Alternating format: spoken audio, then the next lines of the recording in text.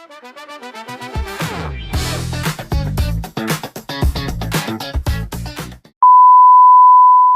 teman-teman, selamat datang kembali di podcast pembelajaran biologi yang seru dan pastinya mudah dipahami. Bersama saya Tika. Dan saya Marsa. Dan saya Lela. Nah, senang sekali nih bisa menemani kalian belajar biologi lagi dengan cara yang santai dan menyenangkan. Nah, di episode sebelumnya kita kan udah ngebahas nih mengenai tingkatan keanekaragaman hayati. Nah, kali ini kita akan ngebahas mengenai mengapa keanekaragaman hayati itu sangat penting bagi kehidupan manusia. Betul, ternyata manfaat keanekaragaman hayati sangat dekat dengan kehidupan kita sehari-hari ya. Nah, mulai dari makanan yang kita konsumsi, obat-obatan yang kita gunakan, hingga keseimbangan lingkungan tempat kita hidup. Nah, pasti kalian penasaran kan? Yuk langsung kita mulai pembahasannya.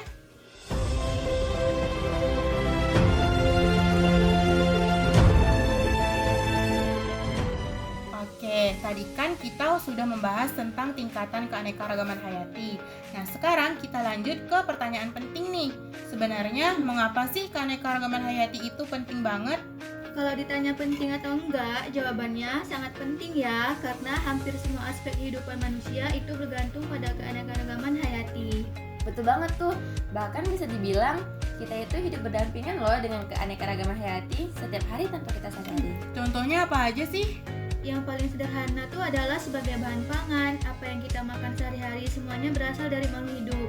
Nasi dari padi, lauk dari hewan, sayur dan buah dari tumbuhan. Iya ya, bahkan kalau kita perhatikan lebih dalam, variasi makanan kita itu juga karena keanekaragaman hayati.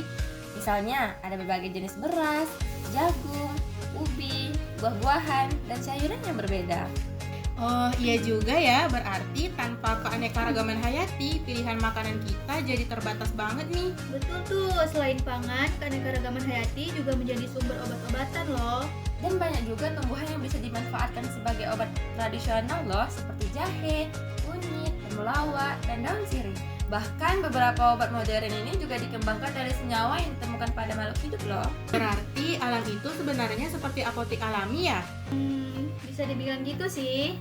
Selain makanan dan obat, apalagi nih manfaatnya? Apa ya?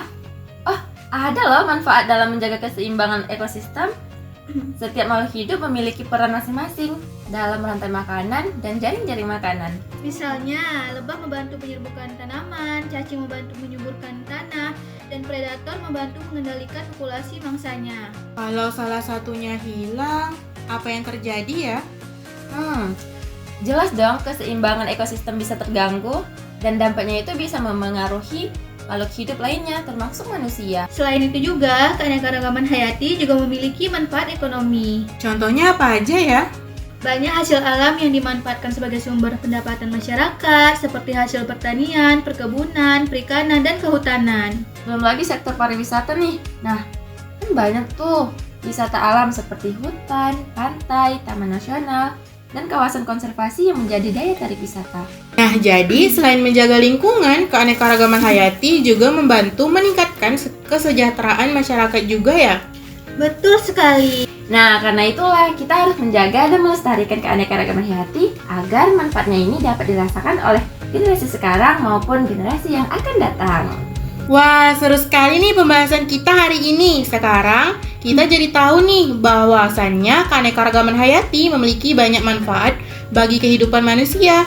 Betul, mulai dari sebagai sumber pangan, sumber obat-obatan, menjaga keseimbangan ekosistem, hingga memberikan manfaat ekonomi dan pariwisata. Nah, karena manfaatnya sangat besar, kita semua itu harus memiliki tanggung jawab untuk menjaga dan melestarikan keanekaragaman hayati di sekitar kita. Nah, jadi teman-teman juga bisa nih mulai dari hal sederhana seperti menjaga kebersihan lingkungan, tidak merusak habitat makhluk hidup, dan ikut menanam tanaman di sekitar rumah. Oke, semoga pembahasan hari ini menambah wawasan dan membuat kita semakin peduli terhadap lingkungan ya. Nah, terima kasih ya yang sudah mendengarkan podcast kami. Sampai jumpa di episode selanjutnya dengan pembahasan biologi yang lebih menarik ya. Bye-bye semua. Tetap semangat belajar dan jaga lingkungan kita. See you next time.